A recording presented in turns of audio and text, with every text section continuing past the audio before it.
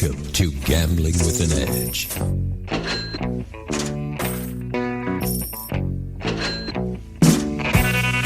now, here are Bob and Richard. Good afternoon. Welcome to Gambling with an Edge. I'm Bob Dancer. And I'm Richard Munchkin. Our guest today is the man who has been on this show more than anyone else other than Richard and myself, and that is former co-host Michael Shackleford, host of The Wizard of Odds and various Wizard websites. Michael Shackleford, Wizard, welcome to Gambling with an Edge. Thank you. It's a pleasure to be back here. Thanks for having me back. All right, we got an email from Michael a few weeks ago, and he says, I want to come on and talk about Ultimate X Keno and Golden Egypt. So those are going to be our main topics.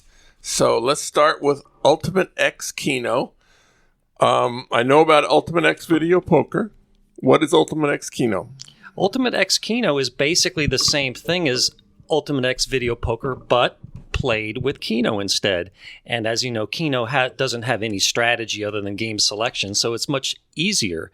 But the concept is the same, where as you play, not only do you win for the current hand, but you win multipliers for the next hand. So every hand is always related to the previous hand and the next hand. So if you bet, is the multiplier on every spot number? So 3 spot, 4 spot, 5 spot, etc. all have multipliers, their own multipliers? Yes, so you can bet 3 to 10 spots, and they all have both a base pay table as well as a multiplier pay table. And depending upon how many marks you make on your card will affect the whole multiplier pay table. Okay, so this is four Keno games in one. Yes, it's always the game where you play 4 cards at once. So some of those cards are going to have multipliers and some of them aren't. Yes. So the key factor we want to know is if you come across an abandoned Ultimate X Keno game, how do you know if it is beatable? And when do you leave the game? And once you know it's beatable, is there a particular strategy to make it more profitable than otherwise? The magic number is you want to have a total of 7 multipliers between the full 4 cards. And remember to count what appears as no multiplier is really a multiplier of 1. So just add up those multipliers. If it's 7 or more, play until it gets less than 7.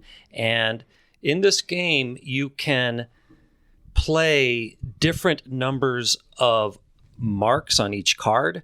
So you can go through, and if you see, I find a multiplier of 5 if I pick 7, and a multiplier of 4 if I pick 4. You can combine those together, so you're picking the most multipliers for every number of picks. In other words, I don't get that. Yeah. Okay, let me. When you say so is it on each of the 4 cards, you can only play a certain number of, let's say we're talking about 4 spots. Yes. Okay.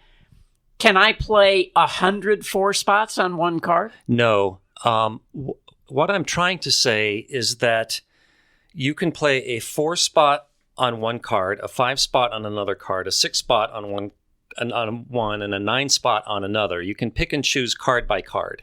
So it's almost like playing 4 games at once, except for all 4 cards the win will be based on the same draw of 20 balls. So to check it out, if you could go, say, between 3 to 10, do you have to wong through all 8 of those, the 3, the 4, the 5, the 6, the 7, the 8, the 9, the 10, for each of the 4 spots, or are they all displayed somewhere? Yeah, you basically have to cycle through them. And each coin denomination, too. Okay, you cannot change. Yes, you have to cycle through the denominations as well, but you can't say bet a quarter on one card and $1 on the other. You have to be consistent in the denomination. So yes, it will be, if you're going to be an Ultimate X Keno vulture, yes, you will have to sit there and cycling through every card, every number of picks, every denomination to see what's available. Okay, so let's say that so you're saying that there's a 4-spot screen, but I can play a 9-spot card on that screen? No, there's 4 separate screens, basically, or there's 4 separate games. There's Right. the A, the B, the C, the D. Right. And they're not all the same number of spots. One might be a 4-spot and one might be a 9-spot. Yeah, on you the can. Same... Yeah, you can choose. Oh, Yeah. So, for example, in card A, you can say, I want to play 5 spots here. On card B, you can say, I want to play 7 spots here.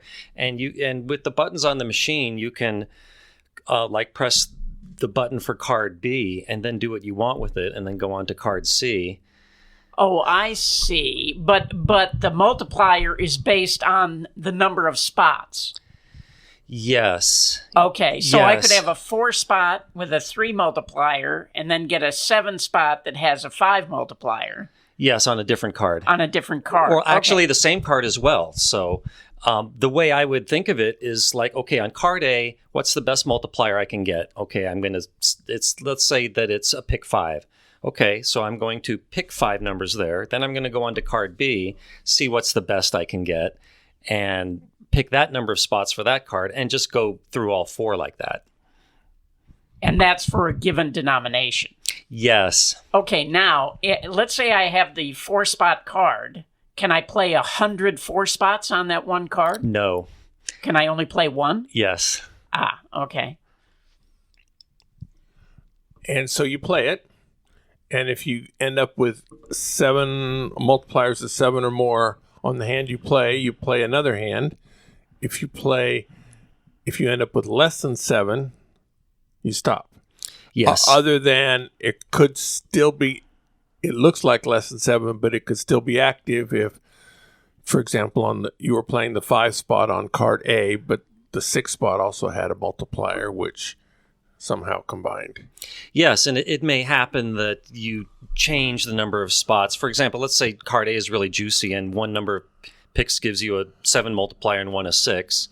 After you play off the 7, you might switch to the 6.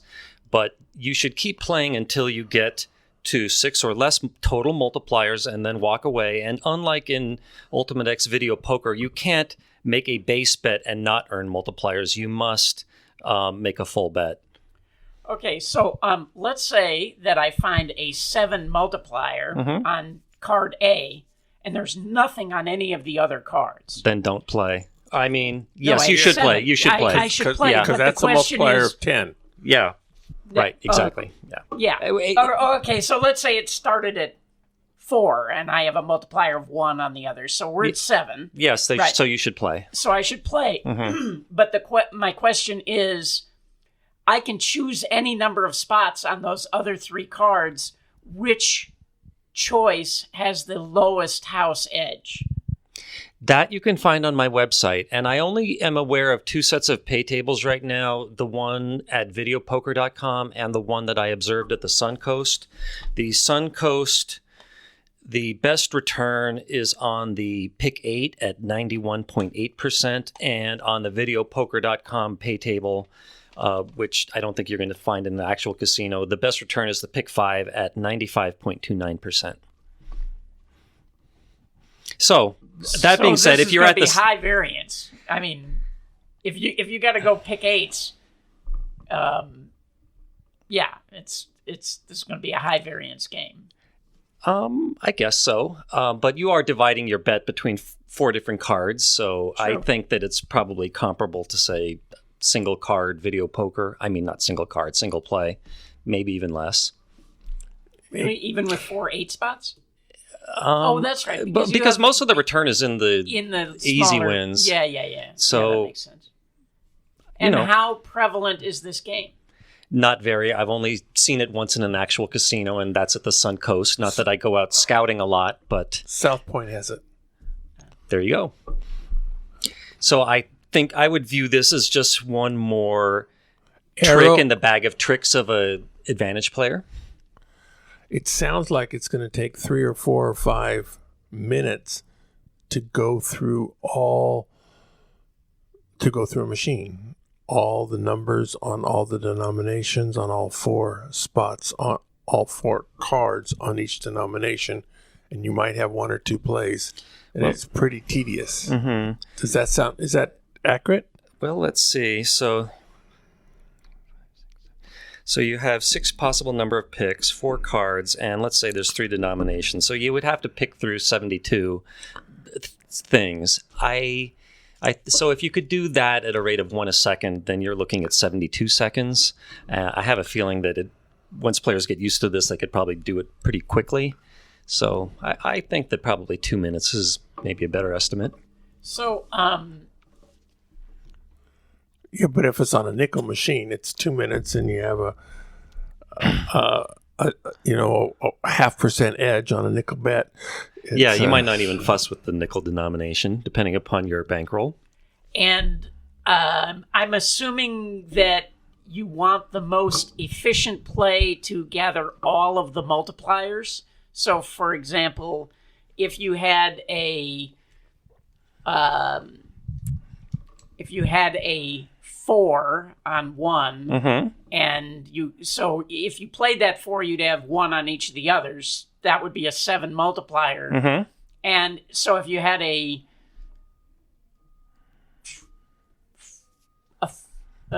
have to bet the same amount on each card, I think. Yes, you do. Yeah. But I'm just saying, on the same denomination, if you had multipliers on multiple cards, you might want to optimize being able to capture all of them by not taking the biggest one all at once. You know what I mean? Like, let's say you had a 4 and a 5 and a 3 on 3 different cards. Yeah. Oh, no, then you could play them all at once. You'd have to have more than one on the same card. Which you could have. Yeah. I think you might be overthinking it. I would just keep going through all the cards until there was no way to get a positive bet, no way to get 7 or more, and then walk away.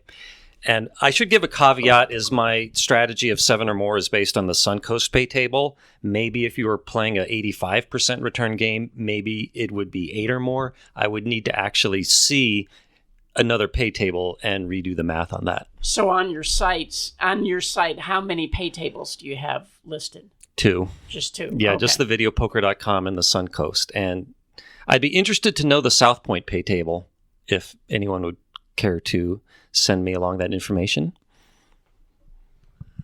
Well, I'm at the South Point fairly frequently. What is it you want? You want a screenshot of every what?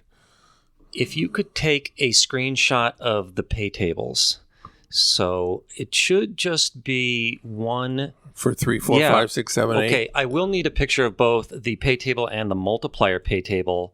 And if you see that it's different according to denominations, then I would need to see those pictures for each different denomination. You ask a lot, but I think we can handle it. Thank you. All right. Moving on. Ocean Magic was news a while ago by some people taking big advantage of the way that online casinos in Atlantic City salted the game to start with. Mm-hmm. And they got basically rich by playing this. And so you would think the casinos would have gotten wise to this. So they definitely took out the game. But a couple weeks later, the players found another opportunity with approximately the same thing. How did that happen? Yes, you would, as you said, you would think they would have learned from their roughly $1 million mistake, but they did not. And the exact same, I would say, glitch occurred with the game Golden Egypt, which is a variable state game, much like Ultimate X Keno or Ocean Magic, where the state that you start with can vary according to what happened in the recent past. And as with Ocean Magic, when you signed up for a new account and went to any IGT slot machine, it always started in the exact same state. And in the case of Ocean Magic and Golden Egypt, as well as another game called, I think, Monkey Kingdom, it started all in a positive state at every single casino, at every single denomination. So you could do this play over and over again until you exhausted it at every casino and every denomination. But this information is not just relevant for the Atlantic City play. You can take advantage of this all over town. Golden Egypt machines are everywhere. But they're not all salted with a positive game. Right. They have been sitting on the floor for ages, and you are stuck with the state that last player left it in. Uh-huh. So, are you planning to talk today about how to recognize a good Golden Egypt bet? Yes, I am. Well, do it. Okay. First, let me explain basically the rule of the game. There is a symbol on the reels that I just call a coin, and it does not immediately pay anything. It's kind of like a blank symbol. But when you get a coin, it floats up to the top into, shall we say, a coin holder. And there's 2 positions in the coin holder for each reel. And there's 5 reels. Yes, there's 5 reels. So the most coin, you can see anywhere from 0 to 10 coins up there. And when a given reel has both coin holders are full, then the next 2 spins will be entirely wild on that reel. And then it will reset to where there are 0 coins for that reel. So if you sit down and there are enough coins already in those coin holders, especially in the first 3 reels, then you have a positive expected value, and you play it until it's negative and walk away. So do you need 5 coins in the first 3 reels? 4 in the first 3 reels? Oh. Is there a simplified number, or yes? I have a very simple strategy, and before I give it, let me give a caveat that I have never seen a par sheet to this game, and the way I analyzed it is I played it myself, I watched YouTube videos of other people playing, and tried to get a sense of the reel stripping and the frequency of the coins, and tried to reverse engineer it as well as I could in a reasonable amount of time. So I reconstructed the whole game. I made my reconstructed game pay only 85% to be conservative. And then I simulated it. What was the return for all 32 possible configurations of 0, 1, or 2 coins? 0 or 1 for each reel. So 2 to the 5th power, or 32 possible initial states to this game. And I found that as long as you have at least 2 coins in the first 3 reels, then it's a positive expected value. That's with an 85% return? That's with an 85% return game. So it's possible with a more liberal game, you wouldn't even need that. For example, maybe with a more liberal game, maybe just having a coin in reels 2, 4, and 5 would be enough. I don't know. But from chatter in the slot community, a lot of these games are found outside Las Vegas, and in casinos and non-competitive markets, they tend to set their machines quite tightly. So that's why I assumed 85%. So again, you want a coin in at least 2 of the first 3 reels, and it's just icing on the cake if you have more in reels 4 and 5. And even though the games in the hinterlands are tighter, you have less knowledgeable slot vultures, so it actually might be a better play to play these games where you have less knowledgeable vultures trying to pick them off. Yeah, I agree. I don't know a great deal about this, but I hear that vulturing is not so lucrative here in Las Vegas because there's so much competition. But in smaller markets, you don't have so much competition from other vultures, so it can be pretty juicy. I hope I'm at liberty to say this, but a friend of mine just went to Aruba, and he said the vulturing on slot machines was great there. Everybody, the airlines' phones are ringing for people. Well, great if you're already there is different than great when you have to pay for airfare. Yeah. Yep, and Aruba's kind of an expensive place to begin with. Okay. Changing subjects. What do you know about Intertops, and what do they do to you? Well, funny you should ask. I still do some bonus play myself. I think that if you're going to be a gambling expert, you should be out there gambling. So even though bonus hunting isn't nearly as good as it was in the early 2000s, I still do it from time to time. And I heard that Intertops was a pretty juicy place to do that. They were having slot machine bonuses all the time.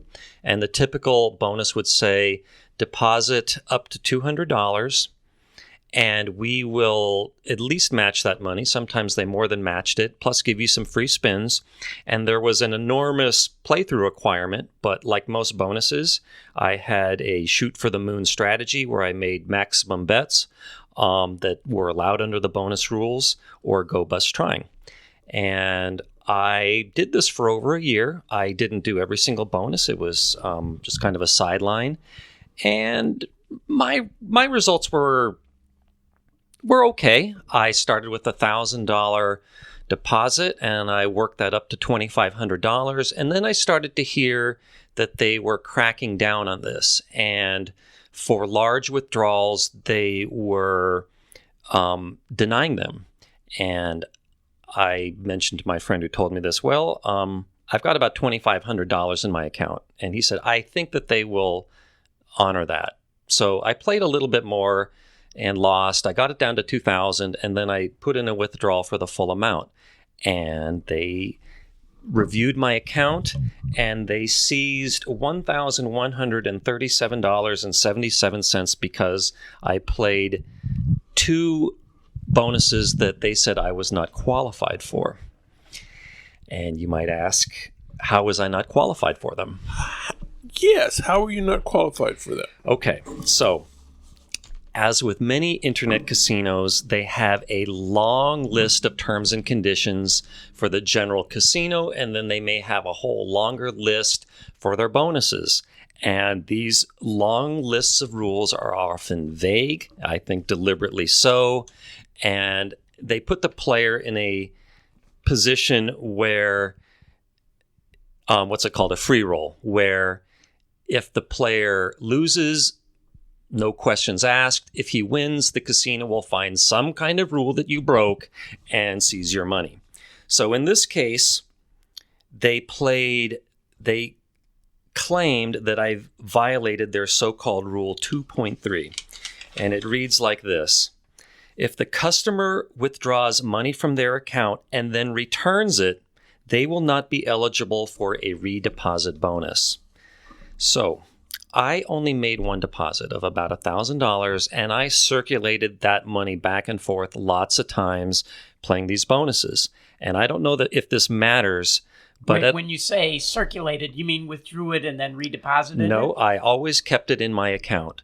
I don't know if this matters, but at a lot of internet casinos, there's what I call the main wallet, and then you can choose between betting sports, playing poker, playing in the casino, and sometimes there's different casinos you can play at.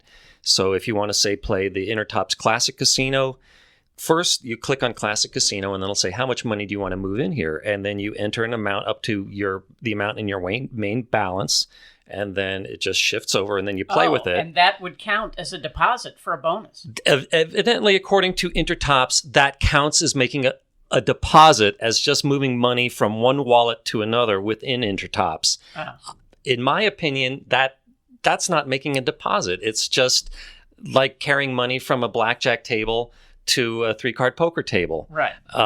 But they said that I violated this rule, and I would further argue that every single bonus I played, I was asked to play. I got invitations by email, directly sent to my post office box. I mean, they aggressively advertised these bonuses.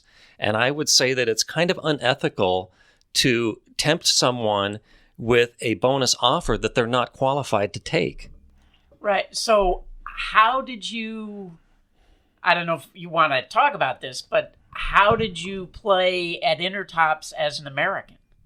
They take U.S. players. They do. Yes, and a lot of places are now taking U.S. players. It is a good time now for U.S. players to play on the internet. Because of Bitcoin, I would claim that a Bitcoin player is breaking no laws, because at least no federal laws. No, I don't think the players are breaking the law. The casino might be, or and because it's Bitcoin, you're right. The laws were against the banks transferring the money. Right. So, they said the U.S. bank cannot transfer money to an internet casino if so Bitcoin completely avoids U.S. banks. Right. Huh. So it's a good time to play unless you want to withdraw your money. Right. So, but yes, there are way more options now for U.S. players. I would say there are more legitimate, honorable casinos taking U.S. players now. So if anyone got scared out of internet gambling before because of Black Friday or any legality issues, I would consider coming back and playing with Bitcoin. Okay, so how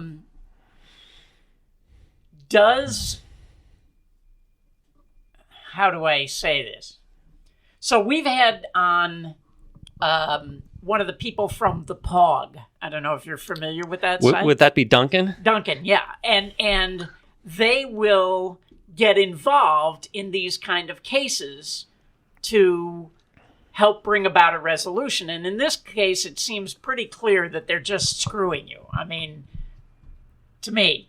So have you considered using one of those sites to try to advocate for you on your behalf? You mentioned before you don't want to play the Wizard of Oz card, which I get.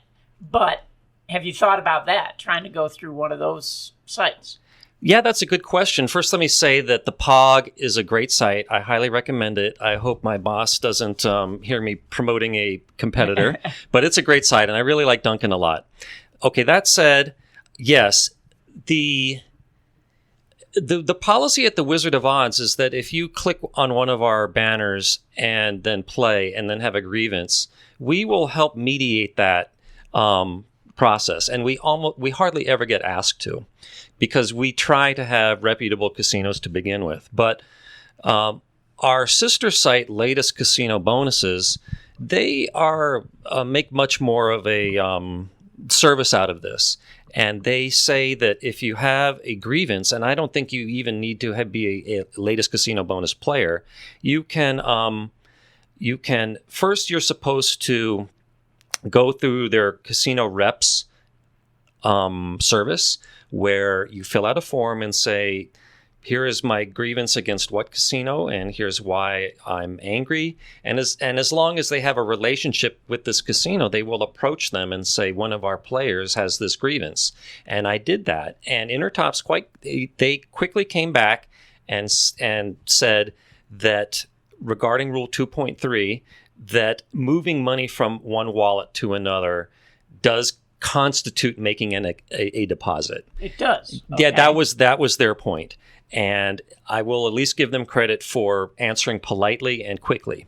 And I will say in Intertops' defense that they do have a reputation for having good customer service and paying out quickly when they want to pay out. So after that, I had the choice I could have gone on their forum and said, look, I already tried the casino reps feature. I was rebuffed, and then started a whole thread about it. But I wanted to, shall we say, make a stink about it on my own site. So I wrote an article about this at wizardofvegas.com, which the title of it is Down and Out at Intertops. And I might write about it at Wizard of Oz as well. So I feel that I have stated my grievance, and maybe I'll just move on from here. I don't know. This is very recent news, so haven't decided the next card I'll play, if I play one at all.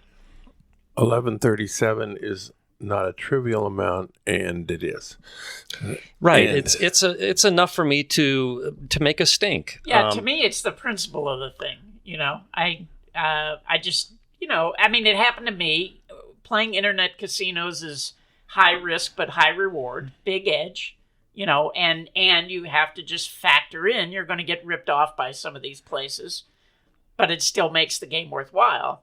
But yeah, it pisses me off too, and I would want to put them on blast, and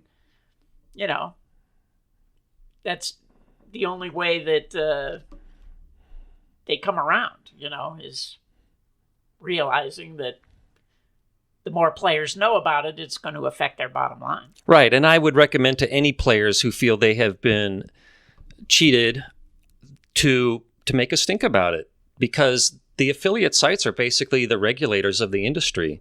There's no government that really cares. So, yeah, that's we play a function in giving players a voice to state their grievances, and there's a very strong community of bonus players that listen to each other. And again, the POG, I think, does a great job of trying to keep the industry honest. But going backwards, if you're going to be a bonus player, you absolutely have to accept that you are just going to get stiffed some of the time. And it's a cost of doing business as a bonus player.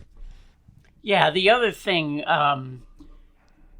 that we've run into is they make it really difficult to withdraw. They start asking for, like one of my clients, they wanted him to send a photograph of him holding up his passport with the picture on his passport next to his face to make sure it was really him. And they start asking for more and more outlandish things to delay the process of cashing out. Another problem is where they want to pay you over time. And some of these places, $1 it can take years to get your payout, and every week you have to go in and request another 1,000 or 2,000 or whatever their minimum or maximum withdrawal is, so God forbid you hit a $50,000 jackpot, and if you forget to go in every week and ask for your 1,000, you're not getting it until you go ask for it. Yeah, you're absolutely right. And Intertops also asked, to get what little money I had left, I had to send in a picture of myself holding my passport. And twice they rejected it, saying it was too blurry. Yeah. But finally they took it. And yes, I did get the roughly $850 I still had left in there after kind of a hassle with that.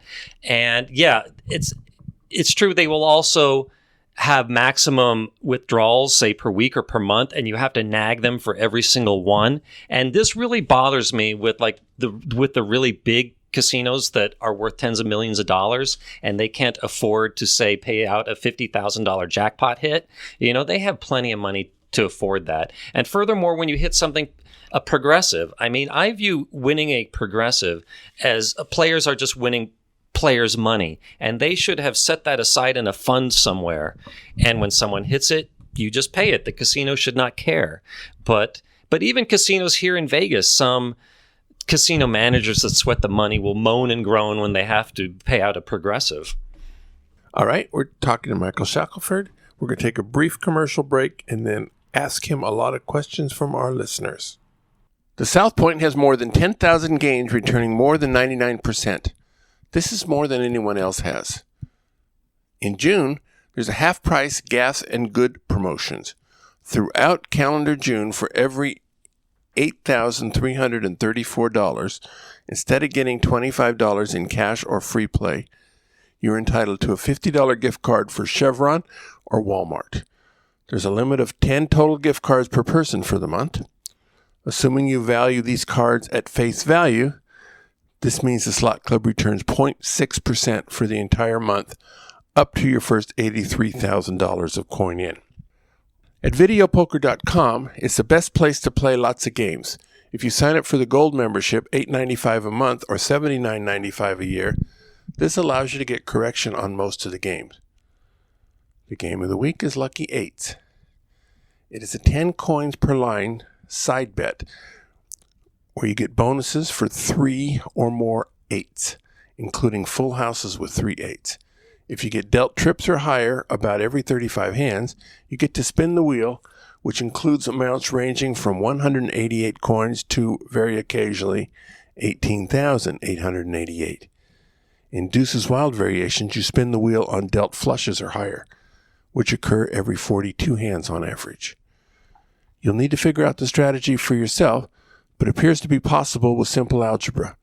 With 88445, it must be correct to just hold the 8s because of the bonuses on 3 or more 8s. On Deuce's Wild variations, where you would normally hold a suited Jack 10-9 over a pair of 8s, in this game, surely holding the 8s is better. All right.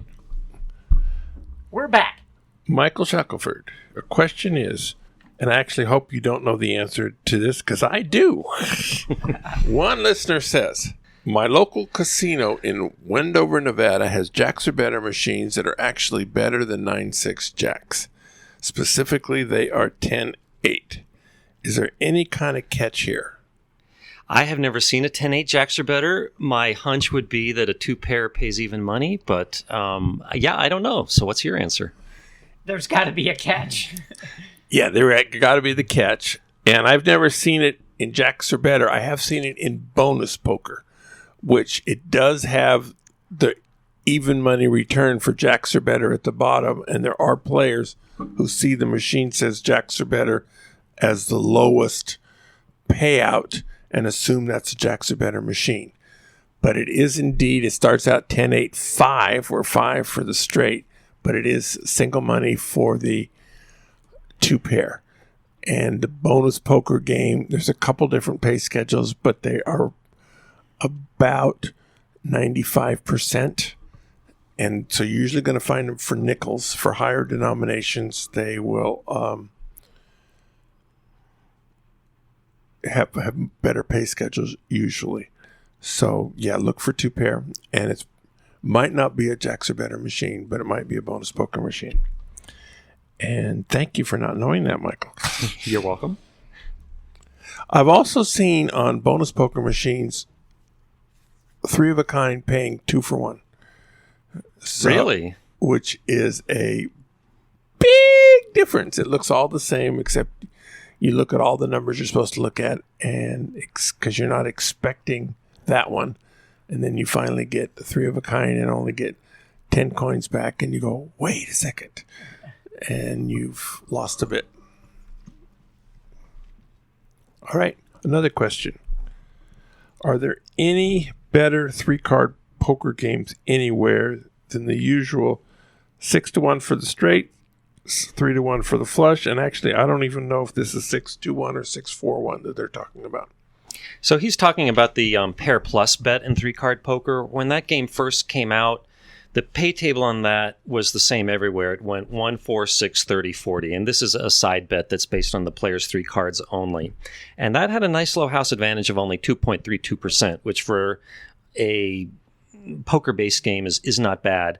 But now almost everybody is on a 1, 3, 6, 30, 40 pay table where they lowered the win on a straight from 4 to 3. And that increases the house advantage up to 7.28%, a significant increase. But once in a while, you will still see the 1, 4, 6, 30, 40. I believe that the Pioneer in Laughlin still has it. So if you see a real old small casino, you might see that liberal pair plus pay table. Wow. Maybe the old dealers are going to flash you the whole card, and That's possible. That'll make a big difference too. I think they have I've some heard dealers. that's happened before. Read a book about it. All right. Now, we talked about Ocean Magic and Golden Egypt and Monkey something. Yeah, is that Monkey something? Is that on the floor in casinos? Or is that... There's another slot machine called Monkey Kingdom, which this crew in Atlantic City also beat them for because that also started in a positive state. And I haven't analyzed that one yet. But yeah, that's another good example. And there are lots of examples of these variable state slot machines that that vultures play. But starting them all out in a positive mode, you'd think You'd think this is an IGT problem rather than a casino problem. I would think lawsuits are going to go against IGT on this. I think so too. So, I'm sure nobody checked. I'm sure they didn't know that they were in a positive state to start with. that's possible. Yeah, I generally like IGT and think they're a very good company. So I'm just kind of surprised that not only did this happen once, but 3 times. And who knows, maybe it'll still happen again. Uh-huh. So, and there are no other specific game titles that you can share with us that you want just us to know and nobody else to know, so we can go make this $1 million. I'm afraid I have no other slot titles to say at this time, but I know that there are lots of them. All right. Somebody wants to know what's your favorite resort/casino and your least favorite. Although clearly internet is near the top of his list these days on least favorite. Did they ask about land casinos or internet casinos? They didn't, but they did say resort/casino, so that kind of implies it's on land. Yeah.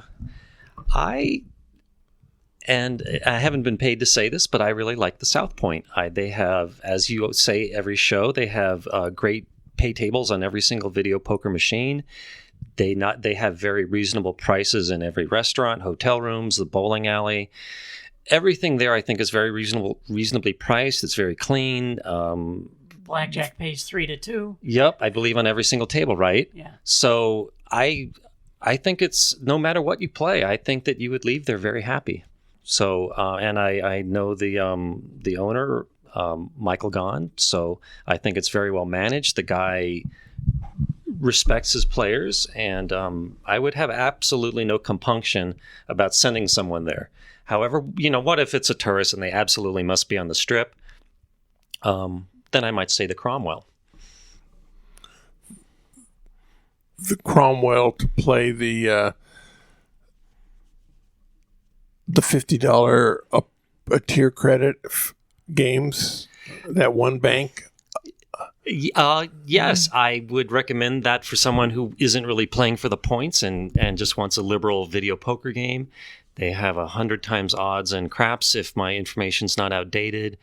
They also are experimenting with 3 to 2 on blackjack and single zero roulette. Mm-hmm. So I'm not saying that every single game in there has good odds, but for sharp players, they will probably find some good rules for whatever they like. And furthermore, I kind of like these small casinos, and I've always thought it's a nice, friendly place. So, and it's right there on the intersection of the Strip and Flamingo. So if you get bored there, there's plenty of other action nearby. And least favorite? You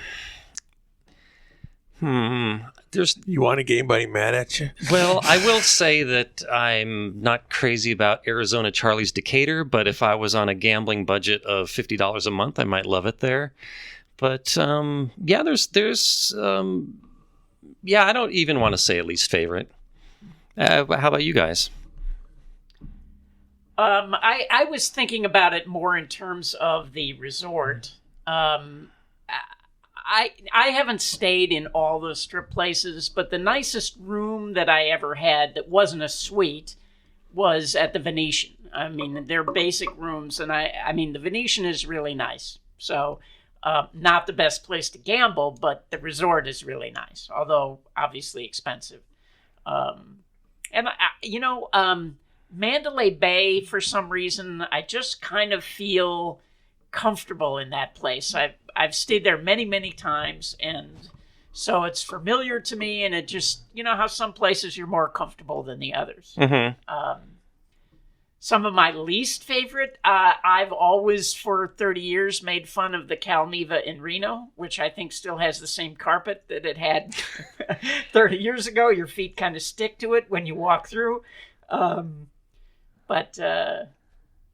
Yeah, that's the first one that comes to mind. I think the Calneva's like a dive in a nice way. I kind of actually like that place. Oh, I mean, Well, you keep going back, so there's something about it. Well, yes, exactly. I mean, for what a dive it is, I've made an enormous amount of money in that casino. So, And I might add, they still have single deck 3-2 blackjack. yeah. Well, for some reason, I like the South Point. Maybe because they're sponsors of the radio show. They're sponsors of my classes, and they allow me to play there. I'm sure that has nothing to do with I it. should say, if you want to if you're just talking about for gambling, then I would agree. Also, the parking is free. So, yeah, that would be my... Yeah, most casinos in Vegas, for video poker anyway, are far more likely to restrict you than you used to be. Now, Station appears to restrict more players than all the others put together. But whether you're talking about Boyd or whether you're talking about, well, even South Point and Arizona Charlie's, all of the casinos restrict players who have been too successful there or they believe are going to be too successful. Which is an attribute of casinos that is particularly annoying to me. But what can you do? I used to play a whole lot of dotties, and I hit a few too many royals. I'm still welcome to play, but the games keep tightening. So now there's still some games there with a positive edge, but not many, and really small edge. Okay. Shaq, and I suppose I'm going to have to answer this question too. How do you balance keeping AP secrets versus educating gamblers? Yeah, I think we all struggle with that as The player show in advocates. particular. Yes, I'm yes. sure there are a lot of slot vultures who are vomiting in their, out there vomiting over what we've discussed at the beginning of the show. Yeah, I'm sure. And after I was on here the last time, I had a number of people say that they were not happy about it. They respected my freedom of speech. And they respected my mission of trying to make people better gamblers. And the way I balance this is I'm not going to sit there and tell you how to beat every single vulturable slot machine. I've only written about 2 so far, and I'm probably going to just keep it in moderation. Maybe I'll just add another one from time to time. And also, I can be sworn to secrecy, by the way. I don't like to be, but Does that require compensation to be sworn? Well, if someone comes to me and says, Mike, I know of a good temporary play at Casino X, maybe you will want to actually play it. Yes, but, I get but that they say, sometimes. I'm only going to tell you if you will swear to not telling anybody else. And I will make those deals. Yes. And I'm sure you would too. But yeah, my mission is, as with this show, is to make players better gamblers, and that's what I'm trying to do. At the same time, I don't want to ruin absolutely everything, so I try to balance on a fine line there. And you guys? Pretty much the same. Trying to educate gamblers. Keep getting... There's a lot of people who have read my writing, and I assume by you guys, and they get enlightened by it. And after they're enlightened, they want me to stop writing so other people can also become enlightened. Because obviously the gambling conditions in video poker and certain other games are significantly worse today than they were 10, 15 years ago. And part of it is there are those of us who write about it. And so the player base is stronger. Now, it still happens that the top 5% of the players can still do quite well in video poker as they could 20 years ago. It's just that you have to be better today to do it than you did 20 years ago. But the tools that are available, including what's written, is a lot more prevalent today. So, people who used to want to bring 1995 skills to 2019 games are going to be disappointed. those skills won't work, basically. You have to stay up on the game, and some people do not want a lifetime of study in order to enjoy being an advantaged player. They want to learn it once and keep their edge forever. Good luck with that. In my case, I tend to talk about things that are already well known, right? Like card counting and, 3-card poker. I don't mind talking about that or whatever. With the slots, I really, first of all, I don't play.